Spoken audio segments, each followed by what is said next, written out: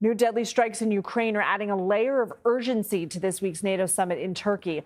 A barrage of Russian missiles and drones hit Kyiv overnight, killing at least 22 people. Last week, Russia conducted the deadliest attack on the Ukrainian capital this year. Ukraine is retaliating, targeting Russian oil refineries and military production facilities. CBS News national security analyst Aaron MacLean joins me now. He's also hosted the School of War podcast. So, Aaron, what message is Putin trying to send with these latest strikes? Hey, good evening, Lindsay. Well, Putin's had a bad few months here.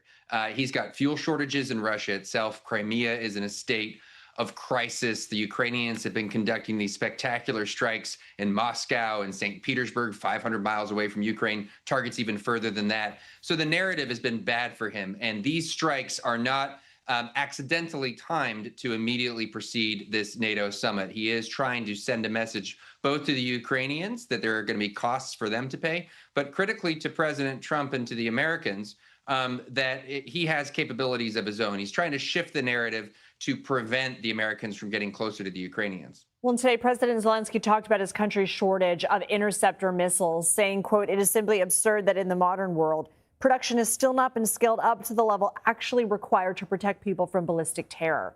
What's contributing to the shortage? Well, I have to say President Zelensky is right. It is absurd. We've known in the West and the United States that we have a munitions crisis since 2022 at the latest. The professionals have known for even longer than that we're not producing these items at the rate we would need them in the event of an actual war. Now we have a war in Ukraine that's been going on for years. We had a very intense war in Iran for several weeks there. We've had longer conflict in the Middle East for the last several years.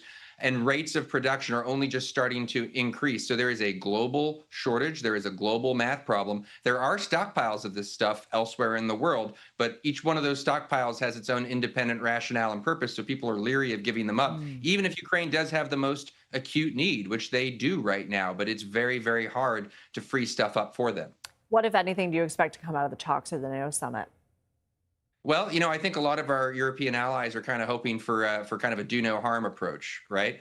The president is very close to Mr. Erdogan in Turkey, and there's an open question about F-35 sales and the future of that relationship, which is a very complicated and controversial one. But the president's also due to talk to Zelensky, so we'll see if there's any progress on the Ukraine front. Vladimir Putin is vulnerable right now, and he is susceptible, I think, to a greater degree of pressure than he was, for example, a year ago. Aaron MacLean, thank you. Of course, thank you.